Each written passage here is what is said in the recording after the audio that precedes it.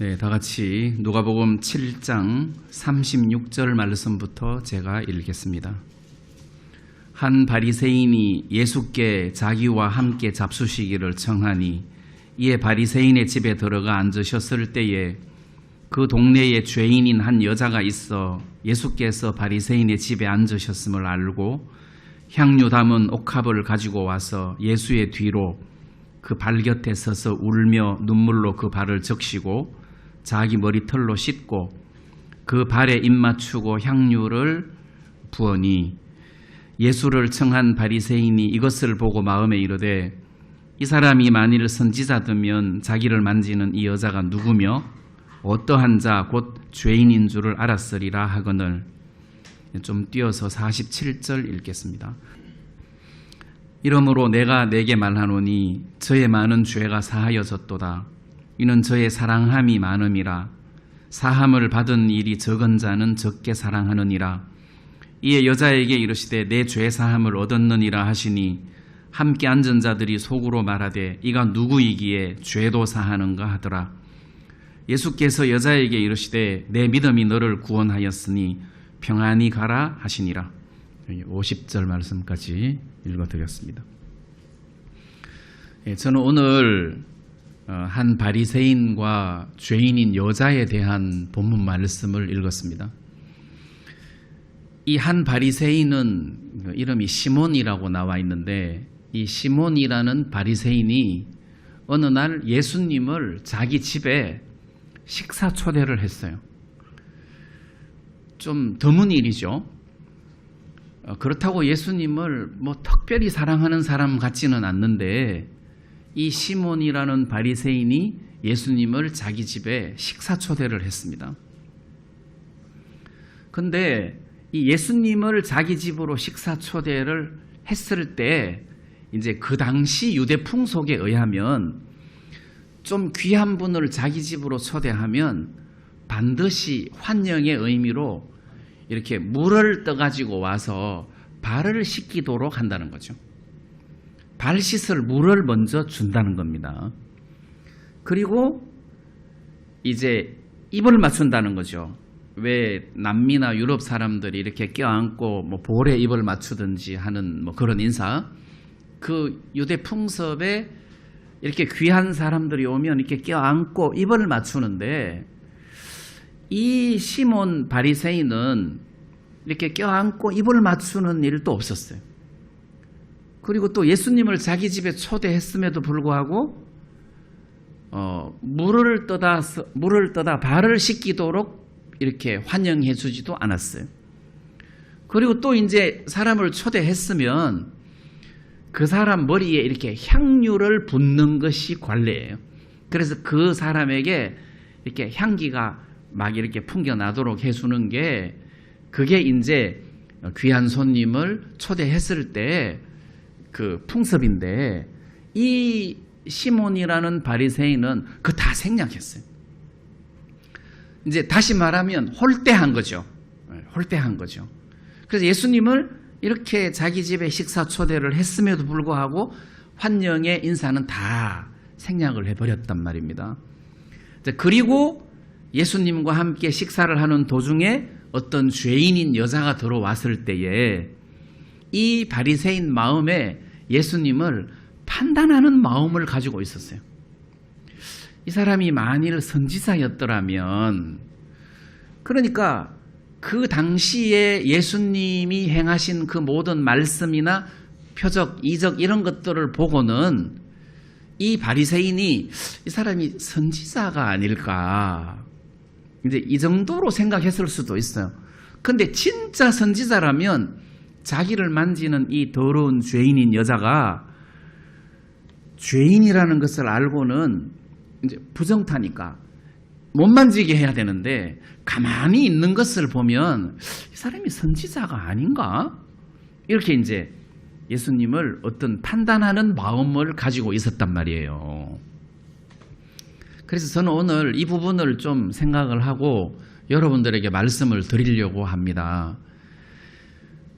우리가 출애굽기 19장이 출애굽기에 그 모세가 하나님을 만난 대목을 우리가 한번 살펴보면 하나님이 시내산에 임재하셨는데 시내산 지경을 정해놓고 이 시내산 지경이라는 것은 시내산의 그 뿌리하고 그다음에 땅하고 맞닿는 경계선 그 경계선을 정해놓고 백성들로 하여금 시내산을 침범하지 못하도록 했단 말이에요. 왜?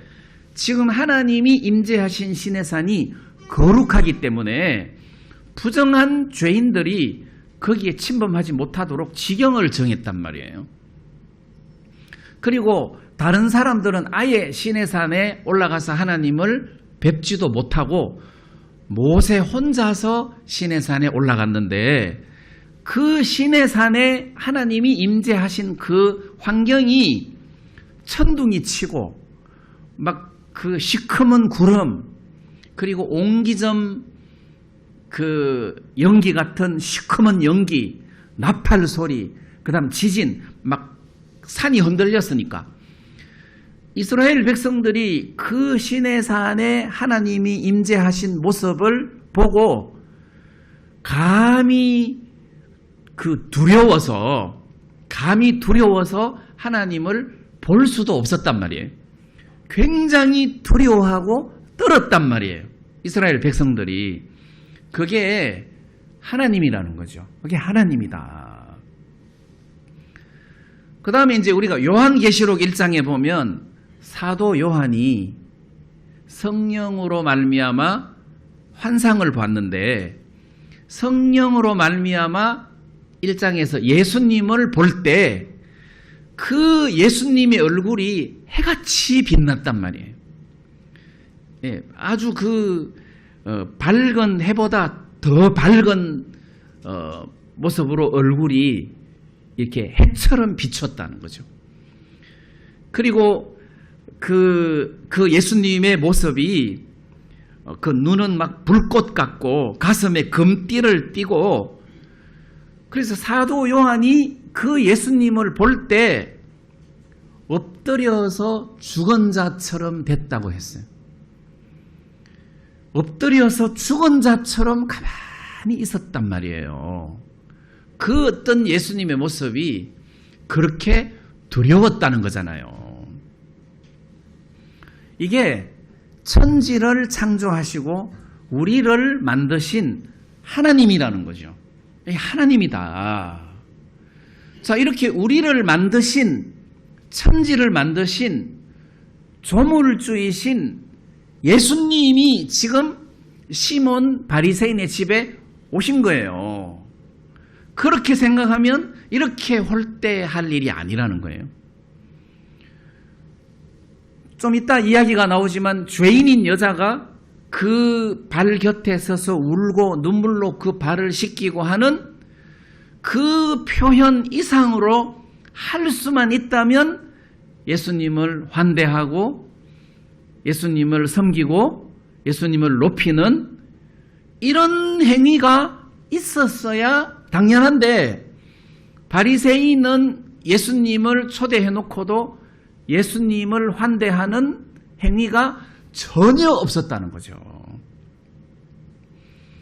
그래서 이 바리새인이 예수님을 초대해놓고 예수님을 홀대하고 속으로 예수님을 판단하는구나.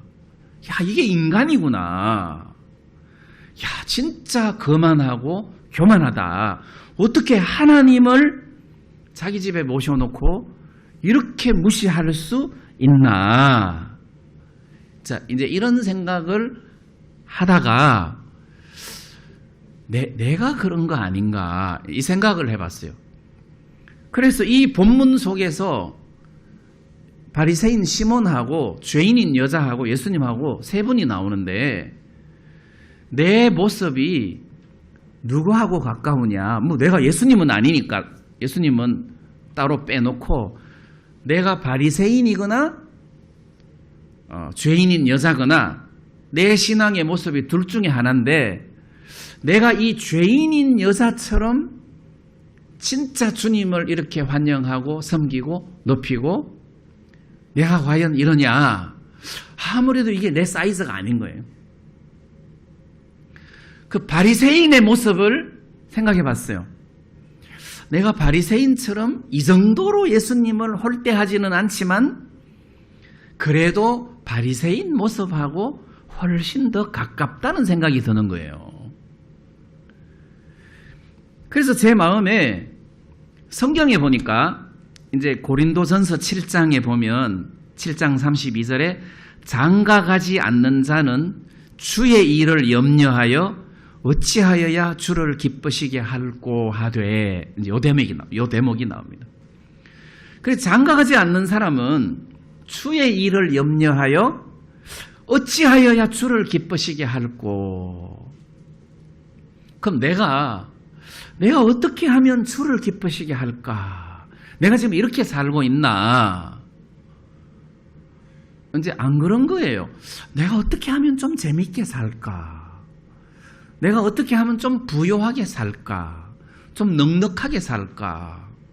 이게 더 이제 크지. 내가 어떻게 하면 주를 좀 기쁘게 할까? 이건 아무래도 약한 거예요. 마찬가지로 여러분들도 평소의 삶 속에서 내가 어떻게 하여야 주를 기쁘시게 할꼬? 이렇게 사냐?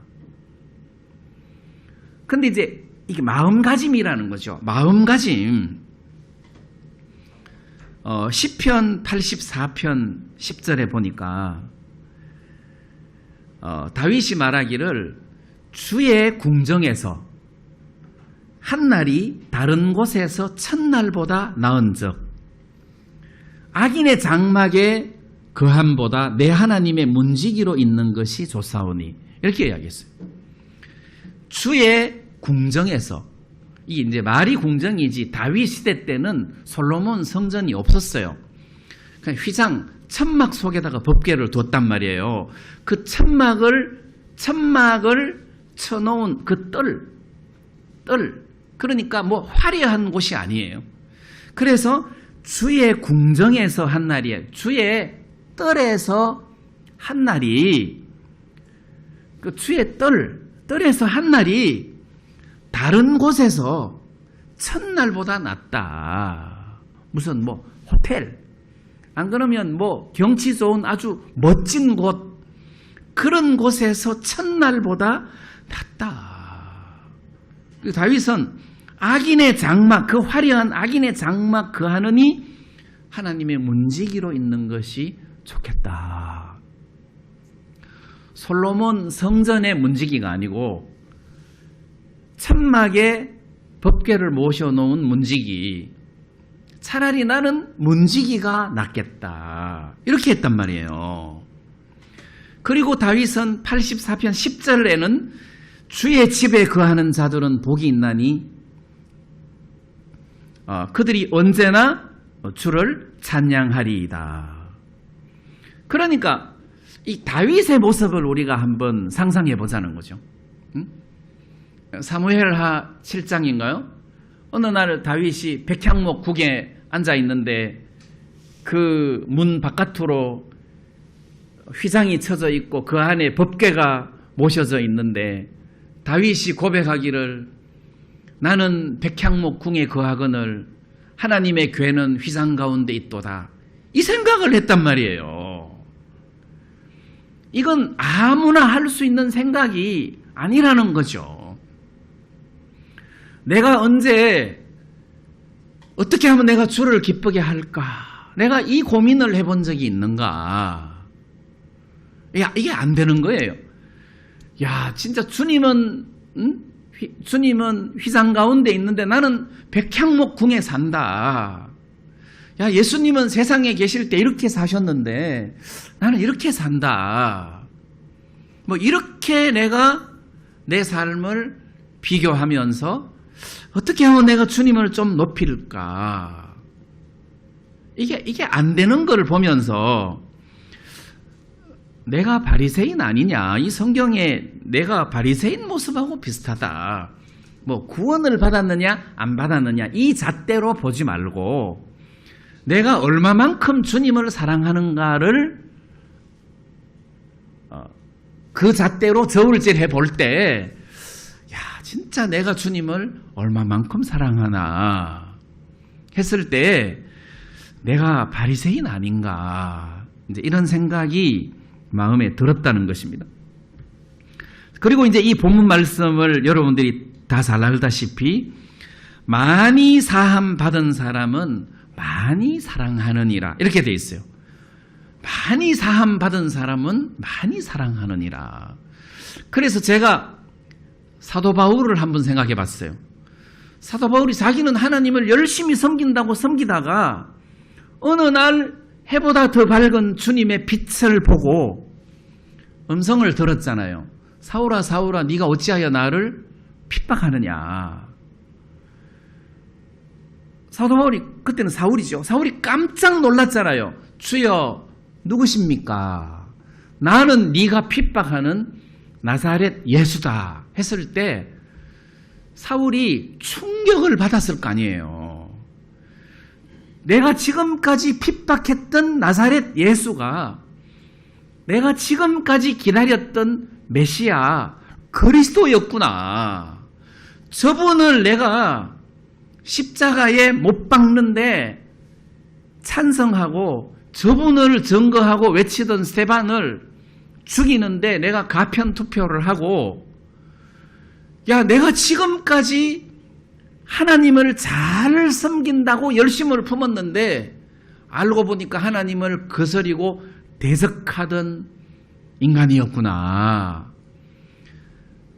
내가 바로 네가 핍박하는 나사렛 예수라고 했을 때 1초 사이에 수많은 생각들이 사울에게 스쳐 지나갔을 거란 말이에요.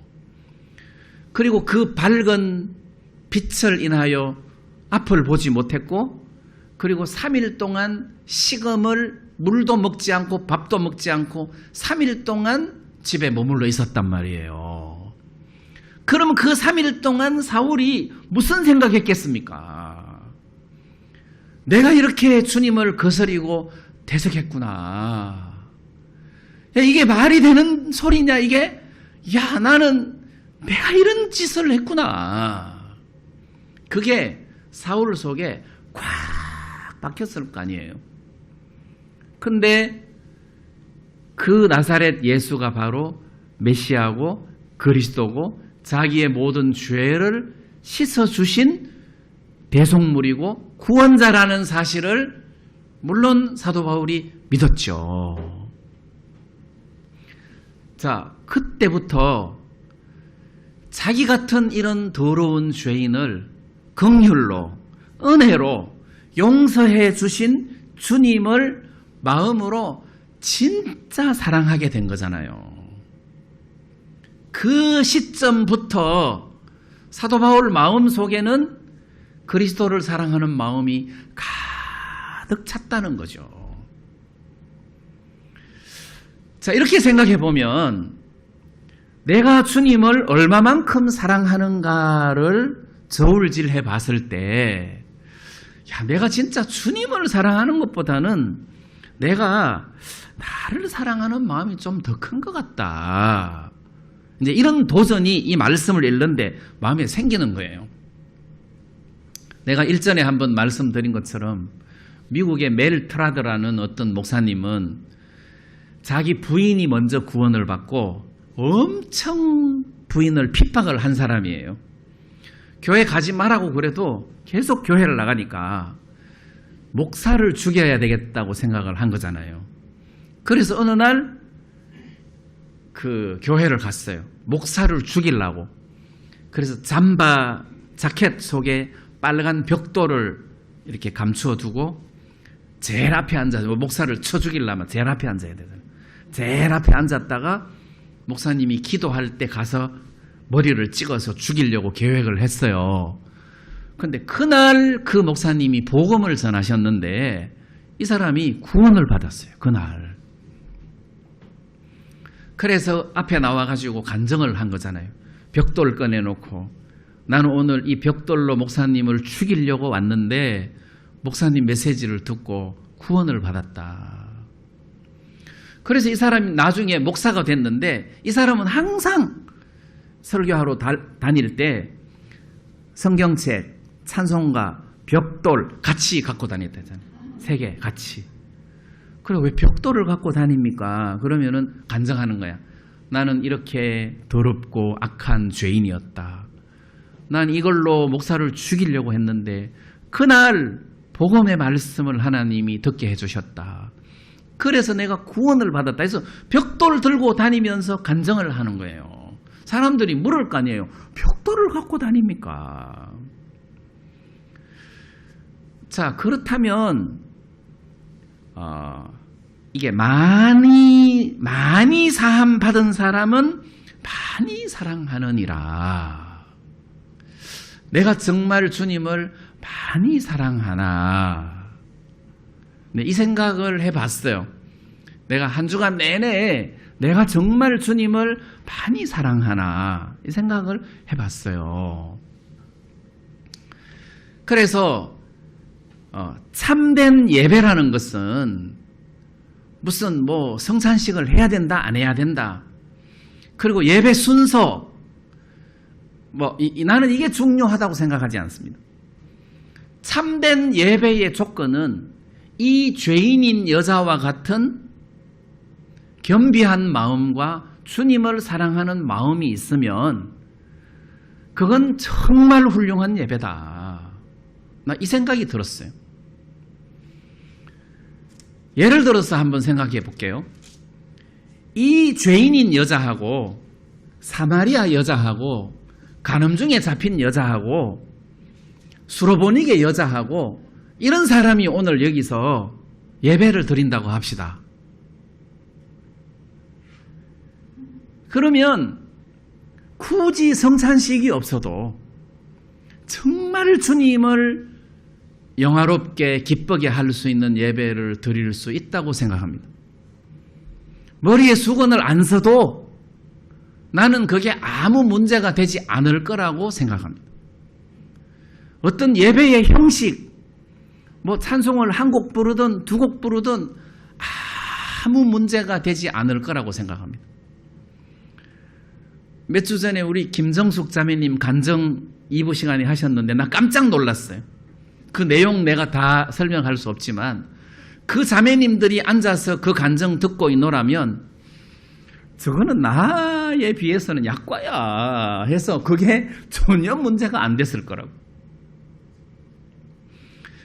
그러니까 예배를 드리는 주님을 섬기는 진정한 태도가 무슨 성경을 읽느냐 이것도 아니고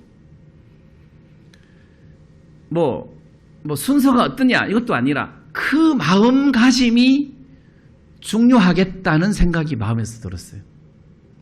그럼 내가 어떤 마음을 가지는 것이 또 우리 성도들이 어떤 마음을 가지는 것이 과연 주님을 기쁘게 할 수 있는 일인가 그 생각이 들었어요.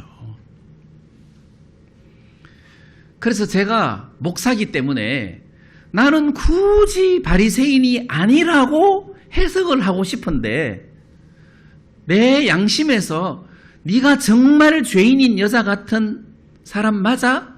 하는 도전이 이렇게 마음에서 올라오니까 내가 둘 중에 하나를 선택해야. 나는 원래 중도를 좋아해요. 근데 이게 중간은 없잖아요.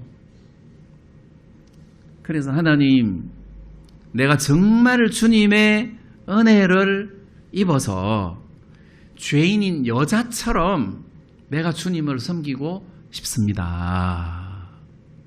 내가 이 마음을 가지기로 했어요. 하나님, 나는 내가 바리새인입니다.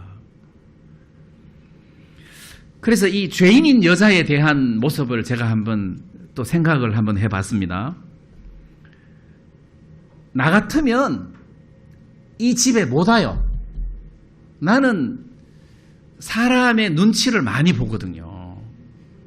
예? 그래서 막 코로나에 못 모이게 하는데 찬송 부르면 지나가는 사람이 어떻게 생각할까 이런 것까지 난 다 생각하니까. 예수님이 시몬 바리새인의 집에서 식사를 하시는데 이 여자 마음속에 예수님을 믿는 믿음이 생겼어요. 많은 소문을 들었을 거 아니에요. 생겼어요. 진짜 저 예수님에게 내가 향유를 붓고 싶다. 감히 머리에는 내가 부을 수가 없고 다리에, 왜냐하면 이런 행위가 있기 전에 먼저 생각으로 계획을 세우잖아요. 집에서. 감히 머리에는 부을 수가 없다. 다리에다가 이 향유를 붓고 싶다. 그런데 예수님이 바리새인의 집에 식사 초대를 해서 가셨는데 단 둘이가 있는 것이 아니라 사람들이 거기 많았단 말이에요. 49절에 보니까 함께 앉은 자들이 속으로 말하되 했으니까 함께 앉은 자들이 틀림없이 많이 있었단 말이에요. 내가 죄인인 여잔데 무슨 죄를 지었는지 모르지만 문맥을 자세히 살펴보면 무슨 창녀 같은 죄인, 창녀, 이제 이런 어떤 죄인인 여자로 느껴진단 말입니다. 그러면 동네 사람들이 저 여자는 죄인인 여자다, 저 여자는 창녀다, 아주 더러운 여자다, 이걸 아는 거예요. 왜냐하면 시몬도 그 여자를 딱 보는 순간 저 여자 하고 알았단 말이에요. 그러면 이 여자도 동네 사람들이 내가 어떤 여자인지 알 텐데 이게 의식이 되잖아요. 그러면은 바깥으로 나왔을 때 또 예수님 계시는 곳에는 항상 사람들이 많은데 내가 그 시선을 무시하고 예수님 발 앞에까지 갈 수 있을까? 나 못 가요. 나는 못 가요. 내가 만약에 가려면 밤에 예수님 겟세마네 동산에 기도하실 때 아무도 모를 때 니고데모처럼 이렇게 가면 몰라도 못 가요. 그런데 이 여자는 그걸 다 초월한 거잖아요. 그게 문제가 안 된다는 거지. 다른 사람이 나를 뭐라고 판단을 하든지 저 더러운 여자 했을 때 맞습니다. 진짜 나는 당신이 나를 흉보듯이 그런 더러운 여자입니다. 맞습니다. 그러고 그 시선을 넘어서 예수님 앞에까지 온 거잖아요. 그런데 문제는 이 예수님이 자기의 모든 죄를 용서해 주신 구원자이신 것을 마음속에 확실하게 믿기 때문에 이제 여기서 제가 짚고 넘어가려고 하는 것은 예수님 발에 향유를 부었기 때문에 죄사함을 받은 것이 아니라 죄사함을 받았기 때문에 예수님 발에 향유를 붓는 행위가 따라 나온다는 거예요. 그래서 뒤쪽에 보면 47절에 이러므로 내가 네게 말하노니 저의 많은 죄가 사하여졌도다. 이는 저의 사랑함이 많음이라. 자, 여기에 저의 많은 죄가 사하여졌도다. 이는 저의 사랑함이 많음이라 할 때 이는은 어떤 입증이라는 거예요. 입증.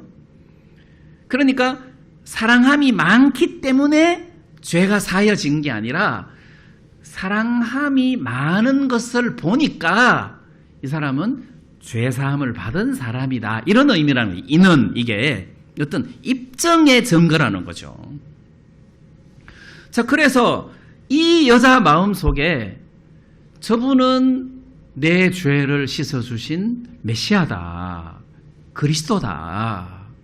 그렇다면 내가 저분을 가장 기쁘게 또는 가장 높이 섬길 수 있는 방법이 뭘까? 예수님을 가장 높이는 것도 중요하지만 자기를 가장 낮추는 것도 중요하잖아요. 그렇다면 내가 감히 예수님 머리에 향유를 어떻게 부을 수 있겠느냐? 발에다가 붓겠다. 이 발을 뭘로 씻을까? 머리털로 씻어야 되겠다.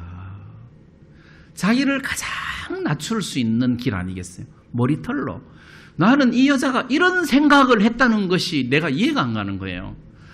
야, 머리털로, 눈물로 발을 적시고 머리털로 예수님 발을 닦고 그리고 향유를 붓고 그 발에 입을 맞추고 이런 어떤 생각을 했다는 것 자체가 나는 죽었다 깨어나도 이런 생각은 안 일어날 것 같은 거예요. 자, 그래서 이 여자가 예수님을 사랑하는 마음이 많은 죄를 사함 받고 보니까 그 속에서 이렇게 일어난 거잖아요. 자연스럽게 일어난 거잖아요. 그래, 저게 성도의 태도다. 야, 저 여자가 어떻게 이 집까지 왔을까? 예수님 앞에까지 왔을까? 그 따가운 눈총을 다 무시하고 그리고 어떻게 이런 생각을 했을까? 이 옥합이 여러분들도 알다시피 비싼 거잖아요. 예수님 발에 옥합을 깨트려서 붓는 사건이 두 가지가 있습니다. 누가복음에는 예수님 사역 초창기에 예수님 발에 옥합을 붓는 사건이 나오고 다른 이제 성경은 예수님 돌아가시기 전에 예수님의 장사를 미리 준비하는 차원에서 예수님 발에 옥합을 깨트려서 붓는 그 사건이 있습니다. 예수님 사역의 초창기이고 그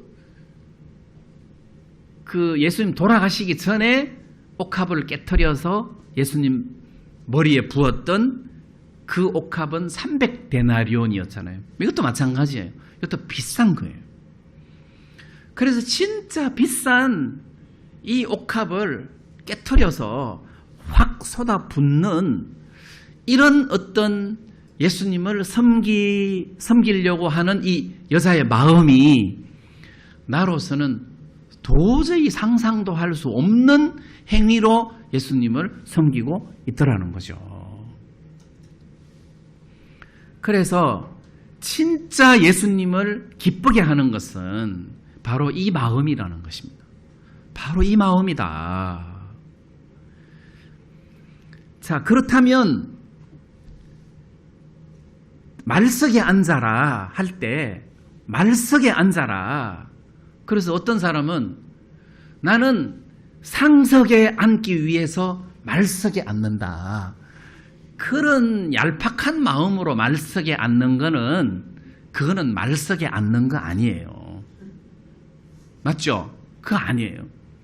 나는 말석에 앉을 수밖에 없는 진짜 부족하고 연약하고 악한 사람이다. 나는 정말 하나님 앞에 아무것도 아닌 진짜 아무것도 아닌 사람이다. 이게 자기 마음속에 확실하게 섰을 때 말석에 앉을 수 있다는 거잖아요. 인간은 아무것도 아니다. 나는 아무것도 아니다. 그냥 한 줌의 흙덩어리다. 나는 아무것도 아니다. 그래서 찬송가에 나 같은 죄인 살리신 그 은혜 고마워. 나 같은 죄인. 나 같은 이 존 뉴턴은 선장이었잖아요. 노예선의 선장이었어요. 노예를 사서 팔아넘기는 아주 악질적인 선장이었어요. 그리고 간음하고 마약하고 살인하고 진짜 인생에서 가장 악한 짓은 다 한 그런 삶을 살다가 어느 날 구원을 받고 나중에는 목사가 됐어요. 나 같은 죄인 속에는 나는 이런 인간이다. 나는 이렇게 더럽고 추한 인간이다. 그게 녹아 있는 거예요. 그 마음에. 그럼 우리도 마찬가지예요. 우리도 죄인인 여자나 뭐 존 뉴턴이나 뭐 멜 트라드나 이런 사람들보다 못지않게 우리에게도 악하고 더럽고 잔인한 그런 더러운 인간이었다는 거죠. 다른 사람 앞에서 자기를 우쭐거리고 자기를 내세우고 할 그런 이유가 전혀 없다는 거지. 우리는 이렇게 악하고 더러운 사람이다. 그래서 제 마음에 이 말씀을 묵상하는 동안에 와, 나는 참 교만한 사람이다. 난 참 교만하다. 여러분들 앞에서가 아니고 하나님 앞에서. 그럼 내가 어떻게 살아야 되나? 그래서 하나님 앞에 한없이 부족한 사람인 것을 인정하고 내가 하나님의 은혜로만 살아야 되겠다. 내가 이렇게 교만하고 내가 이렇게 악한 사람이기 때문에 지금도 한순간도 예수님의 피 없이 예수님의 은혜 없이는 내가 살아갈 수가 없다. 그래서 예수님의 은혜가 예수님의 피가 나한테 더 절실하게 느껴진다는 거죠. 자, 저는 시몬 바리새인이 예수님을 이렇게 홀대하고 예수님을 이렇게 업신 여겼음에도 불구하고 예수님이 40절에 보니까 예수께서 대답하여 가라사대. 자, 시몬이 질문하지도 않았어요. 예수님께서 대답하셨어요. 대답하여 가라사대. 자, 시몬이 속으로 질문한 거잖아요. 속으로 판단을 한 거잖아요. 이 사람이 만일 선지자더면 자기를 만지는 이 여자가 누구며 어떠한 자 곧 죄인인 줄 알았으리라. 그러니까 예수님이 대답을 하셨어요. 시몬아, 내가 내게 이럴 말이 있다. 근데 이 말이, 이 예수님의 음성이 막 시몬을 질책하는, 너 진짜 건방지다. 너 나를 초대해놓고 물도 안 떠다 주고 입도 안 맞추고 향유도 감람유도 안 부어주면서 나를 이렇게 판단하는데 너 진짜 건방지다. 이런 어떤 느낌이 아니고 예수님은 이 시몬을 시몬아 내가 내게 이럴 말이 있다 하는데 내 느낌에 그 음성이 굉장히 부드러운 거예요. 그리고 그 시몬에게 뭔가를 이렇게 가르쳐 주시기 위해서 이렇게 설명을 해 주시는데 빚주는 사람에게 빚진 자가 둘이 있는데 하나는 500데나리온 하나는 50데나리온 빚을 졌는데 갚을 것이 없으므로 자, 여기서 우리가 금액을 이야기하지 말고 둘 다 갚을 것이 없다는 것에다가 초점을 둬야 돼요. 둘 다 갚을 것이 없다. 그 우리 이야기예요. 여러분들이 죄를 누구는 많이 짓고 누구는 적게 짓고 이렇게 할 수 있겠지만 결과는 둘 다 갚을 것이 없는 사람이라는 거지. 그 감옥에 가야 되죠. 안 그러면 종으로 팔리든지. 갚을 것이 없는 사람이다. 우리는 갚을 것이 없는 무능한 사람이다. 그런데 예수님이 시몬에게 막 이렇게 날카롭게 이야기하시고 막 꾸중하시듯이 이야기하신 것이 아니라 굉장히 부드럽게 뭔가를 이렇게 가르쳐 주시기 위해서 부드럽게 말씀하신다는 생각이 드는 거예요. 그래서 제가 그렇다면 나한테도 그렇겠다. 주님이 나한테 네가 목사가 돼가지고 그따위로 막 이렇게 나를 질책하시지 않고 그냥 말씀 속에서 야, 이 죄인인 여자를 봐라. 나는 이 여자가 참 좋다. 왜? 이 여자는 예수님 말고는 내놓을 게 없다. 이 여자는 예수님 말고는 내놓을 것이 없는 여자다. 예수님의 은혜, 예수님의 긍휼로만 살아갈 수밖에 없는 여자다. 여자. 너는 예수님의 은혜 말고도 살아갈 수 있는 그런 조건들이 많지.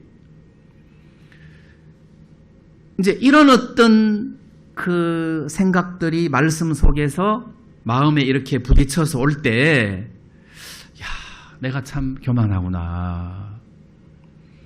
그리고 제가 과거를 한번 생각해 봤어요. 내가 구원받기 전에는 나는 진짜 인생을 허무하게 살았어요.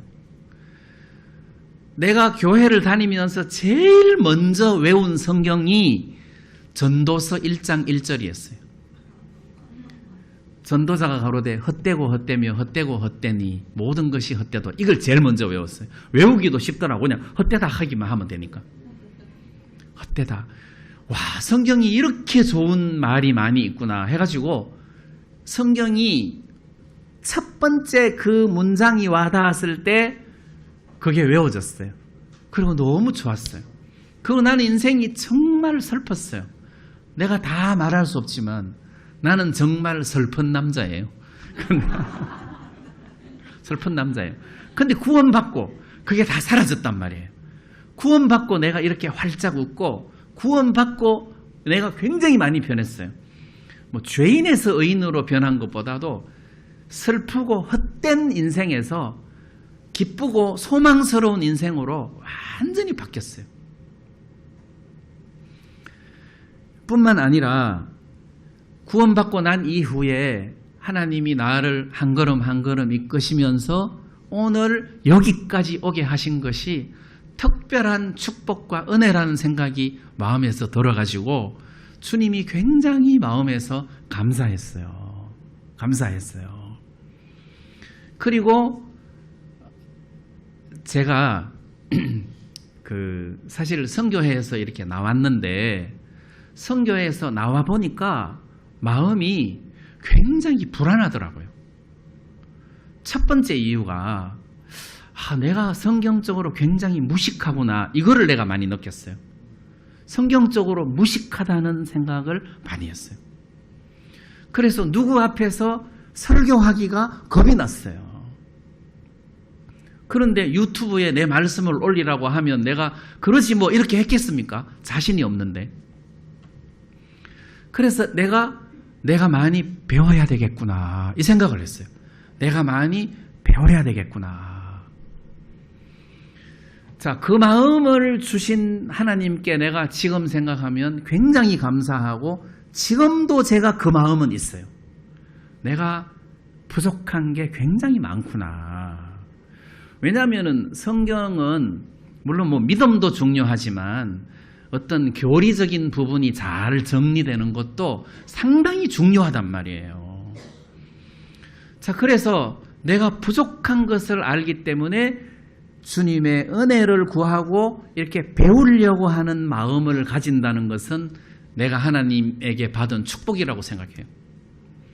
근데 이제 그것이 다가 아니고, 제가 누가복음을 읽으면서 내가 하나님 앞에 참 아무것도 할 수 없는 형편없는 인간이구나, 이 마음도 같이, 그러니까 말씀이 부족한 게 아니라, 말씀뿐만 아니라 내 모든 것이 부족한 사람이구나. 그래서 하나님이 축사해 주어야 5개가 5,000명을 먹일 수도 있는 뭐 그런 역사가 일어나듯이, 내 이 부족함에 하나님이 매사에 축사해 주어야 내가 사역을 하든 뭘 하든 할 수가 있겠구나, 이 생각이 들었단 말이에요. 내가 이렇게 부족한 사람이구나, 내가 이렇게 교만한 사람이구나, 하나님의 은혜가 필요한 사람이구나, 내가 하나님의 은혜를 입어야 될 사람이구나, 이제 이런 마음이 이렇게 들었어요. 그래서 이 죄인인 여자를 보면서 어떻게 이런 생각을 했을까, 어떻게 이 집까지 왔을까. 진짜 이 여자는 들어와서부터 나갈 때까지 한마디도 말한 적이 없어요. 무슨 무언가 주인공 같은 거예요. 한마디도 말한 적이 없어요. 그렇지만 마음에서 도전이 되는 거예요. 한마디도 안 했는데 마음에서 도전이 되는 거예요. 이게 하나님 앞에서 신앙생활하는 성도들의 마음가짐 아니냐. 이건 뭐 이래라 저래라 할 필요가 없다. 이제 이런 생각이 마음에 들어서 제가 여러분들에게 좀 말씀드렸고요. 그 다음에 이제 50절 말씀에 예수께서 여자에게 이르시되 내 믿음이 너를 구원하였으니 평안히 가라 하시니라 할 때, 평안히 가라 할 때 나는 이 말이 이제 여자 귀에 들렸을 거 아니에요. 이제 가는데 내 믿음이 너를 구원하였으니 평안히 가라. 평안히 가라. 그러면 이 여자가 그 소리를 듣고 갈 때, 이 죄도 다 씻겨졌겠다. 이제 평안히 가라 했으니까 앞으로 평안히 나쁜 짓 많이 해도 되겠네. 이 생각이 들었겠습니까? 안 그렇죠. 평안히 가라라고 말씀하셨는데 이 단어 속에는 그 말이 없지만 그 평안히 가라라고 말씀하신 예수님의 마음이 전달되어서 이 여자 마음에 새 마음이 일어났을 거라는 생각이 드는 거예요. 평안히 가라 하셨을 때 이 여자가 나 이제 새 사람이야. 나는 이제 과거의 내가 아니야. 이 마음이 들지 않았겠느냐는 거예요. 이제 뭐 막 죄를 지어도 되시 뭐 이런 게 아니라 그 마음에서 어떤 그 쉬는 마음 또는 기쁨, 감사하는 마음 또는 새 마음, 이제 이런 마음들이 이 여자 마음 속에 생겼을 거라는 거지. 그리고 집에 갔을 때도 그 마음의 자세가 흐트러지지 않고 그게 계속 유지되었을 것이다. 그 마음에서 신앙이 출발하는 것이지, 그 마음이 없는데 뭐 암만 성경적인 진리를 외친다 하더라도 그게 무슨 의미가 있겠느냐는 거죠. 문제는 이 마음이지. 이 마음이 그 사람 속에 있어야 그게 진정한 예배가 될 수 있지 않겠느냐. 그래서 예배하는 자는 신령과 진정으로 예배를 드리라고 했는데, 영과 진리로, 영과 말씀으로 예배를 드리라고 하는데, 이 영으로 말씀을 드리는, 진리의 말씀으로 예배를 드리는 이 상황에 이 영 속에는 완전 육을 무시하고 육을 십자가에 못 박아버리는 자기가 아무것도 아닌 인간인 것이 분명하게 보여지는 그 신앙의 마음의 상태, 거기에서 예배가 나오는 것이지, 그냥 이렇게 겉모습에서 이렇게 거룩한 모습, 이런 것이 아니라는 거죠. 저도 어릴 때 성당을 몇 번 다닌 적이 있어요. 이렇게 여자들 이렇게 면사포 같은 거 쓰잖아요. 너울 쓰잖아요.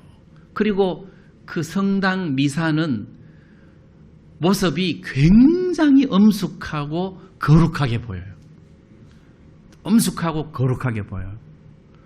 근데 이 여자와 같은 마음이 그 속에 없다면 그 거룩한 모습이 무슨 의미가 있겠느냐는 거예요. 그 의미가 없다. 이 여자와 같은 마음, 이 마음을 가졌을 때 진정한 예배가 되는 것이다.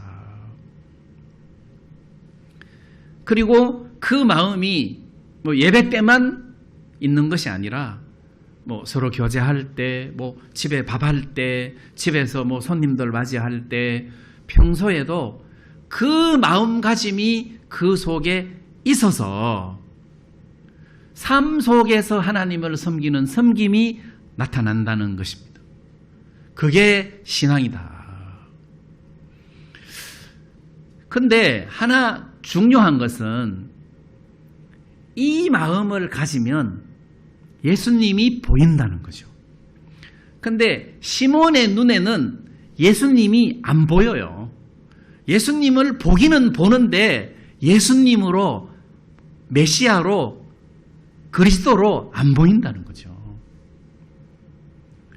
다시 말하면 내가 마음이 하나님의 은혜를 입어서 이 여자와 같은 마음을 가지면 성경을 읽을 때 그 성경 속에 그리스도가 보이는 거예요. 그리스도의 긍휼이 보이고 그 긍휼이 내 마음에 전달된다는 거예요. 그리고 그 마음을 가졌을 때 성도들을 대하면은 성도들 속에 나타나시는 그리스도가 보인다는 거예요. 그 사람의 어떤 성품, 또 그 사람의 어떤 됨됨이, 그거를 보는 것이 아니라 이 목마름이 그 사람 속에 있는 그리스도를 보기 때문에 성도를 무시하거나 업신여기거나 절대 그렇게 하지 않는다는 거죠. 내 마음이 이 죄인인 여자와 같은 마음이 될 때 성도들을 굳이 높이려고 애를 쓸 필요가 없다는 거죠. 오히려 더 가식적이죠. 성도들을 높이려고 이렇게 애를 써야 되는 것이 아니라 내가 이 마음이 됐을 때 저절로 그렇게 된다는 거죠. 자, 이런 생각을 하다가 보니까 예수님께서 평안히 가라 했는데 이제 네 멋대로 살아라 이렇게 들려지는 것이 아니라 평안히 가라 하는데 이 여자 마음에 새 마음이 일어났을 것 같은 마음이 들고, 또 예수님이 안 보이지만 이분이 하나님의 아들이고 그리스도면 어디든지 함께 하실 수 있는 분이잖아요. 예를 들면 백부장이 하인이 중풍병 걸렸을 때 백부장이 예수님을 초대해서 이 병을 고치고 싶었는데 백부장은 오히려 사람을 보내가지고 주여 내 집에 오시는 것을 내가 감당할 수가 없습니다. 말씀만 하십시오. 나도 남의 수하에 있고 내 아래도 종이 있는데 오라 하면 가고 가라 하면 가나이다. 야, 진짜 이 믿음은 진짜 대단한 믿음이에요. 굳이 예수님이 우리 집까지 오셔서 이 종의 병을 고칠 필요가 뭐가 있습니까? 거기서 그냥 말씀만 하십시오. 야, 진짜 대단한 믿음이에요. 이 여자 눈에 예수님이 안 보여도 그 예수님이 한 말씀만 하시면 자기는 어디서든지 은혜를 입을 수 있을 거라고 생각하겠죠. 그 예수님이 몸으로는 멀리 떨어져 있어도 마음으로는 항상 함께 한다고 생각할 거 아니에요.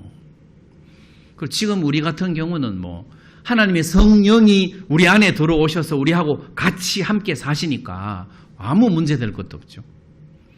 그리고 지금 이 시대는 어차피 이제 이 말씀이 우리 가운데 있어가지고 항상 우리가 이 말씀을, 주님의 말씀을 들을 수 있고 묵상할 수 있고 그 마음을 느낄 수 있고, 하나님이 이런 말씀들을 우리 마음에 주셨는데 이게 얼마나 하나님 앞에 대단한 축복인지 모른다는 거죠. 그래서 제 마음에 제가 이제 목사고 선교에 나와서 교회를 이렇게 하는데 이 교회를 어떤 모습으로 어떤 방향으로 이 교회를 끌어갈까? 이제 이거를 만약에 어떤 목표를 세우라고 한다면 우리 교회는 목사부터 시작해서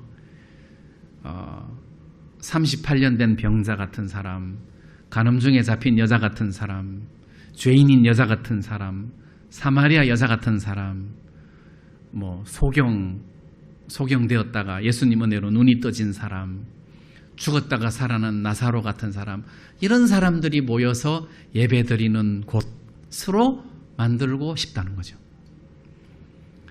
만약에 우리가 그런 마음을 가진다면 하나님의 은혜가, 왜냐하면 하나님이 내가 바빠갖고 다른 데는 내가 지금 마음을 못 쓰지만 여기 한빛교회는 내가 신경 써야지. 왜냐하면 여기는 한순간도 신경 안 써주면 자아들은 자빠지기 때문에 자아들 봐라. 저 교회는 베데스다 연못 같아. 저기는 연못 같아. 내가 돌봐줘야 돼. 이제 이런 하나님의 시선이 제일 먼저 머무는 곳. 이게 진짜 교회의 참된 모습이 아니겠나. 네, 이런 생각이 마음에서 많이 들었습니다. 그래서 저도 이 말씀을 한 주간 내내 머릿속에 넣어놓으면서 내가 아무리 바리새인이 아니라고 애를 써도 말하려고 애를 써도 아닌 거예요. 죄인인 여자는 아니니까 일단.